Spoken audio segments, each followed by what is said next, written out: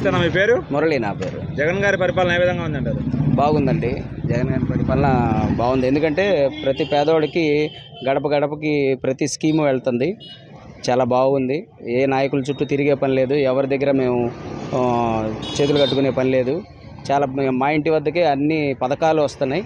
పరిపాలన అయితే చాలా బాగుంది. చాలా ట్రాన్స్పరెంట్గా కూడా ఉంది.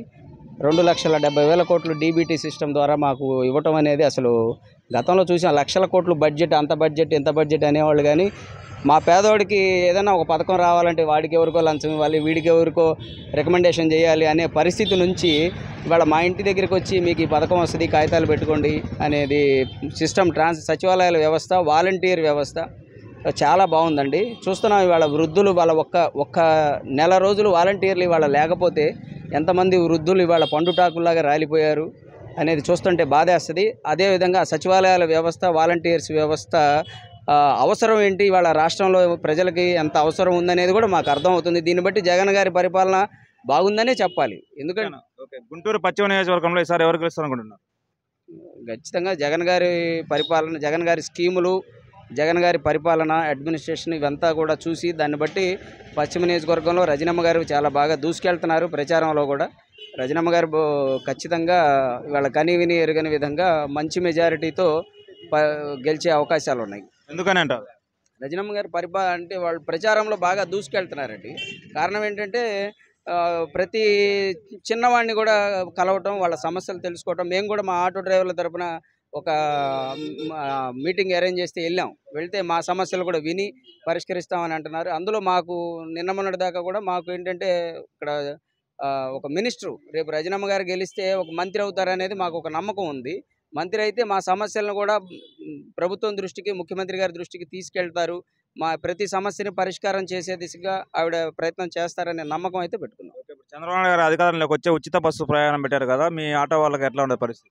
అది మా ఆటో వాళ్ళకి ఖచ్చితంగా ఇబ్బందేనండి. ఎందుకంటే మేము ఆటో వాళ్ళం ఇప్పటికే తోలకాలు లేక ఓలా, ర్యాపిడో ఇట్లాంటి వాటి వల్ల మేము కూడా కొంత ఇబ్బంది పడుతున్నమాట వాస్తవమే. కానీ కాలంతో మారాలి. ఇలాంటి పరిస్థితుల్లో ఇవాళ మేము ఆటో వాళ్ళం ఎవరి కింద ఏ పని చేతగాక ఇవాళ ఉపాధి స్వయం ఉపాధిగా మేము ఆటో రంగాన్ని ఎంచుకున్నాము. ఇలాంటి ఆటో రంగం ఇవాళ ఒక సపోర్ట్ ఇవ్వాలని జగన్మోహన్ రెడ్డి గారు 10,000 ఇచ్చినప్పుడు చాలా సంతోషపడ్డాం. అదే ఇట్లాంటి ఇవాళ ఉచిత బస్సులు పెడితే ఇవాళ మళ్ళీ మా ఆటో కుటుంబాలు, లక్షల కుటుంబాలు ఇవాళ ఆటో డ్రైవర్లుగా మేము బతుకుతున్నాం. గౌరవంగా మా కుటుంబాలను మేము పోషించుకుంటున్నాం అంటే ఇవాళ కారణం ఆటోనే. అలాంటి ఆటో రంగాన్ని దెబ్బతీసే ఏ నిర్ణయం అయినా మాకు ఖచ్చితంగా ఇబ్బంది కలిగించింది. ఆర్టీసీ ఉచిత ప్రయాణం అనేది ఖచ్చితంగా మా ఆటో రంగాన్ని దెబ్బతీసే నిర్ణయం అది. కాబట్టి దాన్ని ఖచ్చితంగా వ్యతిరేకిస్తాం. అది చంద్రబాబు కానీ ఎవరు కానీ ఆ స్కీమును సపోర్ట్ చేస్తే మేము ఖచ్చితంగా మా ఆటో డ్రైవర్ల తరపున మేము వ్యతిరేకిస్తాం. ఆ ఉచిత బస్సు అనేది ఎటువంటి పరిస్థితుల్లో కూడా ఇక్కడ అమలు చేయడానికి వీల్లేదు. అందుకనే మేము చంద్రబాబుకు వ్యతిరేకంగా ఉండటానికి కూడా కారణం అదే. ఇప్పుడు చంద్రబాబు నాయుడు గారు సూపర్ 6 మేనిఫెస్టో రిలీజ్ చేశారు, సాధ్యమే అంటారు అవి? చెప్పారు కదండి. అది ఎందుకంటే ఇప్పుడు ఇక్కడ ఒక విషయం అండి. ఇక్కడ మరి చంద్రబాబుకి తెలిసి ఆ సూపర్ 6 పథకాలు పెడతాడా, తెలియక పెడతాడో. ఏ పథకాలు జగన్మోహన్ రెడ్డి ఇస్తానంటేమో ఆంధ్ర శ్రీలంక అయిపోద్ది, లేకపోతే ఆఫ్రికా అయిపోద్ది అని చెప్పాడు. అలాంటిది ఇవాళ మరి అంతకు మించిన పథకాలు, అమ్మఒడి ఒకళ్ళకి జగన్మోహన్ రెడ్డి ప్రతి తల్లికి అమ్మఒడి ఇస్తే 2 పిల్లలు, ఇవాళ చంద్రబాబు నాయుడు పుట్టిన ప్రతి పిల్లాడికి అమ్మఒడి ఇస్తానంటున్నాడు. మరి అట్లాంటప్పుడు అమెరికా ఎట్లా అవుద్ది? ఇది ఇతని చంద్రబాబు నాయుడు ఓటు బ్యాంక్ రాజకీయాలు ప్రజలు గమనిస్తున్నారు.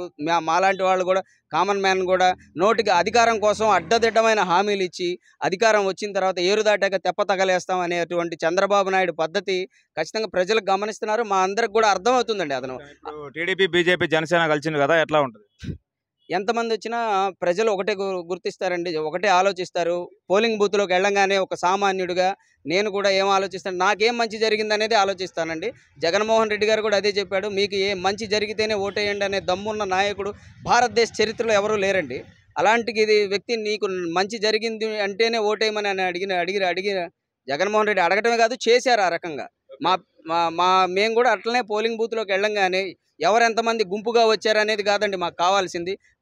నాకేం మంచి జరిగింది ఈ ప్రభుత్వం వల్ల, ఈ నాయకుడి వల్ల ఏం మంచి జరిగింది అనేది మేము ఆలోచిస్తాం. ఖచ్చితంగా పోలింగ్ బూత్లోకి వెళ్ళంగానే మా ఆటో వాళ్ళకి ఇవాళ 5 సంవత్సరాలండి, 5 సంవత్సరాల నుంచి వాహనమిత్ర అంటే 50,000 రూపాయలు మా ఆటో వాళ్ళకి ఎప్పుడు ఏ ప్రభుత్వం వచ్చినా మీకు ట్యాక్స్ పెంచాము, గ్రీన్ ట్యాక్స్ పెంచాము, చలానా ఛార్జెస్ పెంచాము అని చెప్పిన వాళ్ళే కానీ మాకంటూ ఒక పథకం పెట్టిన నాయకుడు లేడు. ఇవాళ 50,000 రూపాయలు ఇవాళ నాకు ఆటో వాడికి పడ్డాయంటే చాలా గొప్పగా ఉందండి ప్రభుత్వం తరపున. మీరు రాజధాని ప్రాంత వాసులు కాబట్టి ఒక రాజధాని మేలంటారా, 3 రాజధానులు మేలంటారా?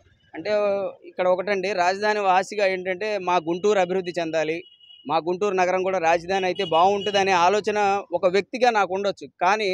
కానీ ఈ రాష్ట్ర ప్రజల దృష్ట్యా మిగతా వెనకబాటు కులాలు ఇప్పుడు ఉత్తరాంధ్ర తీసుకున్నా, ఇటు రాయలసీమ తీసుకున్నా, మాకు కూతవేటు దూరంలోనే కృష్ణానది ఉంది. మాకు తాగునీటికి సాగునీటికి ఎటువంటి ఇబ్బంది లేదు. 3 పంటలు పండే భూములు ఉన్నాయి ఇక్కడ.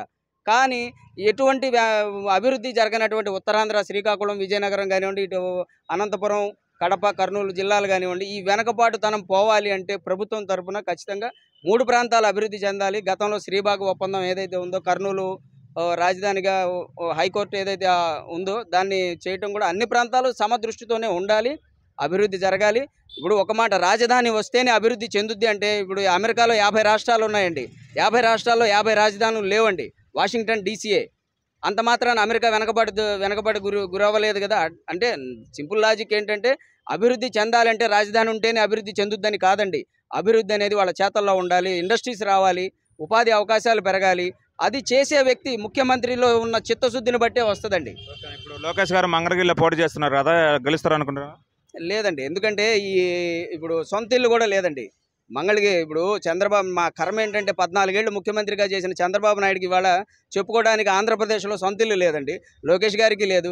ఈ ఎవరైతే ఫ్లైట్లు వేసుకొని వచ్చి ఇక్కడికి వచ్చి ప్రచారాలు చేసి వెళ్ళే వాళ్ళని ప్రజలు, ఇక్కడ ఆంధ్రప్రదేశ్ ప్రజలు గెలిపిస్తారని అయితే మేము అనుకోవట్లేదండి. ఖచ్చితంగా రేపు బీసీ మహిళ ఎవరైతే ఉన్నారో లోకేష్ గారి మీద పోటీ చేస్తున్నారు, ఆవిడ ఖచ్చితంగా అందుబాటులో ఉండే మహిళ, సామాజిక వర్గానికి, పద్మశాలీల సామాజిక వర్గానికి అందుబాటులో ఉండే మహిళ. ఖచ్చితంగా రేపు లోకేష్ను కూడా గట్టిగా ఓడించి తీరుతారు. ఆవిడ వైసీపీ జెండా ఎగరేస్తారని మాకు నమ్మకం. ఈసారి సీఎం ఎవరైతే బాగుంటుంది అనుకుంటున్నారు? ఖచ్చితంగా ఎన్ని పథకాలు ఇస్తున్నటువంటి జగన్మోహన్ రెడ్డి గారు, ఎవరి దగ్గరికి మేము లంచాలకి ఎవరికి రూపాయి లంచం ఇవ్వకుండా నా ఇంటికి నాకు స్కీములు